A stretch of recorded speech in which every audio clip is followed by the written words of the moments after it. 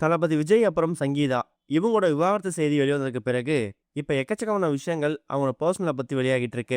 அதுல குறிப்பா தளபதி விஜய் அப்புறம் சங்கீதா இவங்களோட மகளா இருக்கக்கூடிய திவ்ய சாஷா பர்சனலா அப்பாவுக்கு கால் பண்ணி இதை பத்தி சில விஷயங்களை டீட்டெயிலா கேட்டிருக்காங்களாம். அதோட விவரத்தை அந்த இதில் பார்க்க போறோம். தளபதி விஜய் அப்புறம் சங்கீதா இவங்க 2 பேருமே 2021 இருந்தே பிரிஞ்சுதான் வாழ்ந்து வந்துட்டு இருக்காங்களாம். இப்ப விவாகரத்து கேட்டு சங்கீதா நீதிமன்றத்தை நாடியிருக்காங்க.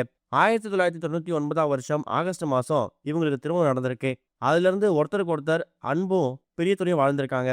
பொது நிகழ்ச்சியில கலந்துக்கும் போது குறிப்பா விஜயோட ஆடியோ லான்ச்சா இருக்கட்டும், நண்பரோட திருமண விழாவா இருக்கட்டும், இது எல்லாத்துலயுமே விஜய் அப்புறம் சங்கீதா இவங்க 2 பேரும் ஒன்னா தான் கலந்துப்பாங்க. இவங்களுக்கு சஞ்சய் அப்புறம் திவ்ய சாஷன் சொல்லக்கூடிய 2 பசங்க இருக்காங்க. இதுல சஞ்சய் வந்து இப்ப கனடால திரைப்பட படிப்பு முடிச்சுட்டு ஒரு படத்தை டைரக்ட் பண்ணி வந்துட்டு இருக்காரு. திவ்ய சாஷா வெளிநாட்டுல படிச்சு வந்துட்டு இருக்காங்க.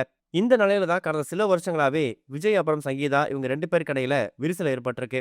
அதுக்கு ஒரு நடிகை தான் காரணம் அப்படிங்கிற மாதிரி பல வதந்திகளும் பரவுச்சு. சொல்ல போனா கடந்த பல வருஷங்களாவே அந்த செய்தி வதந்தியாவே இருந்து வந்துட்டு இருந்துச்சு. ஆனா இப்ப செங்கல்பட்டு நீதிமன்றத்துல கணவர்கிட்ட விவாகரத்து வேணுங்கிற மாதிரி மனு தாக்கல் பண்ணிருக்காங்களே, அதுலதான் தளபதி விஜய் அவர்களுக்கு ஒரு நடிகை கூட திருமணத்தை மீறிய உறவு இருக்கு அப்படிங்கறத அவங்க உறுதிப்படுத்தியிருக்காங்க. இத பத்தி நான் அடிக்கடி விஜய் கிட்ட கேட்டப்ப கூட தன்னோட தப்பா திருத்திக்கிறேன்னு சொன்னாரு. ஆனா கடைசி வரைக்கும் அவர் பண்ணவே இல்ல. 2 வருஷம் நாங்க ரொம்ப பிரிஞ்சு வாழ்ந்துட்டு இருக்கோம். நான் வந்து மனதளவுல பாதிக்கப்பட்டிருக்கேன். இத பத்தி நான் கேட்கும்போது என்ன வீட்டுக்குள்ளேயே முடக்கியிருக்காரு அப்படிங்கிற மாதிரி எக்கச்சக்கமான விஷயங்களை வந்து குற்றச்சாட்டா முன் வச்சிருக்காங்க. இப்ப ஏப்ரல் 20ஆம் தேதி இவங்க போடப்பட்டிருக்கூடிய இந்த மனுக்கான விசாரணை நடக்க போகுது. அதுல தான் தளபதி விஜய் அவர்கள் ஆஜராவாரா?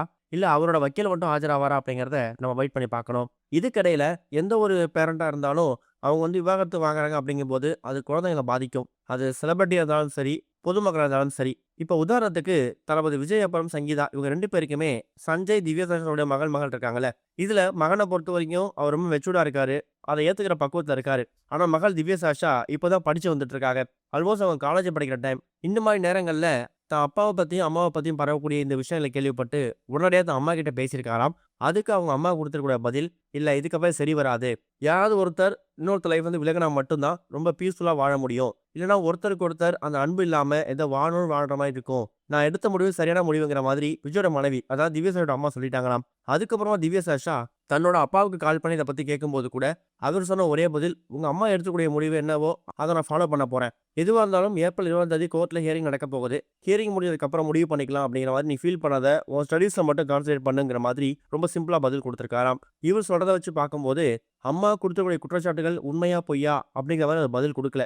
எதுவா இருந்தாலும் ஹியரிங்ல பாத்துக்கலாங்கிற மாதிரி தான் தான் பொண்ணுகிட்டயே அவர் சொல்லியிருக்காராம். இந்த ஒரு விஷயத்தால திவ்ய சாஷா ஒரு மிகப்பெரிய மன உளைச்சலுக்கு ஆனது மட்டும் இல்லாம கூடிய சீக்கிரம் அவங்க வெளிநாட்டுல இருந்து இந்தியா வந்து தான் அப்பாவை மீட் பண்ண போறாங்க. அதுவும் தனித்தனியா மீட் பண்ண போறாங்க அப்படிங்கிறது உறுதியாயிருக்கு. வெயிட் பண்ணி பார்க்கலாம்.